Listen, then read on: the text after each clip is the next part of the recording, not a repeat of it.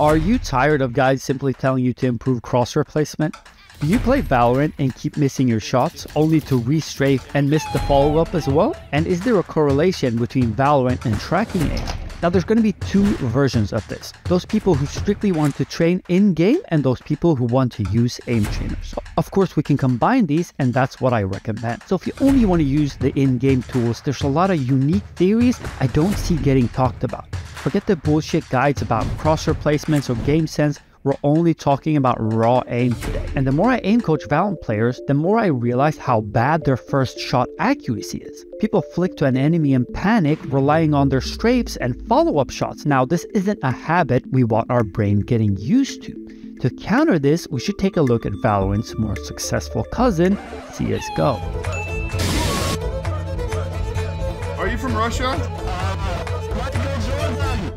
There's a technique that got somewhat lost in translation and I don't hear many popular Valorant players talking about, specifically with how important that initial flick is. To work on this, you basically only want to be using this Sheriff in your deathmatch sessions. This takes a long time but truly serves to work up your first shot accuracy and stop you from relying on strafing all the time. Over time, you'll notice your shots being a lot more consistent since you're basically upping the difficulty of your practice compared to your comp game. That's technique 1. The second technique requires you to get into the range. You've probably heard a bunch of ways to practice this, but I want you to give you a new one. Focus on speed and only go for one taps. Don't sit there and take your time. You want to hit your enemies faster than they can hit you. You want to be upping your reaction time, indirectly working on your micro adjustments because you're getting used to realizing where your crosshair is and isn't. You'll know when you're doing it fast enough if you go into game and start hitting shots a lot better. And you'll know if you're doing it too fast because you'll be missing everything. Now, if you want to combine your gameplay with aim trainers, listen up. If you struggle with overflicking, you want to be focused on smooth pathing, holding down mouse once and drawing clean lines from target to target. Static is what builds up that first shot accuracy and mouse control.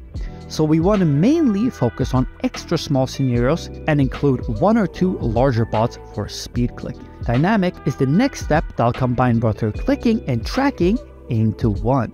If you're an headshot obsessed virgin like me, you'll want to include these. An extra field you could think about adding is larger target switching scenarios. Why? Because they serve to up the speed of your flicks. So if you notice you're being slow as fuck, do include these. Lastly, the part where all Valorant virgins miss, the tracking part. Before you skip this part because some aim YouTuber told you it's not needed for Valorant, let me spoil it to you. They're wrong. If you skip out on things like reactive precision and even movement tracking, you're shooting yourself in the foot here. You have to realize that all aim training assists each other indirectly. As you're playing static, you're not practicing shooting stationary balls. You're practicing when and when not to shoot and let go of mouse 1. This is super useful in games like Apex. As you're tracking and missing, you let go of mouse 1. The same in Valorant. You want to be tracking the heads of your enemies the best as you can. You can then choose to click or not to click. So you're wondering, what do I play? It's simple.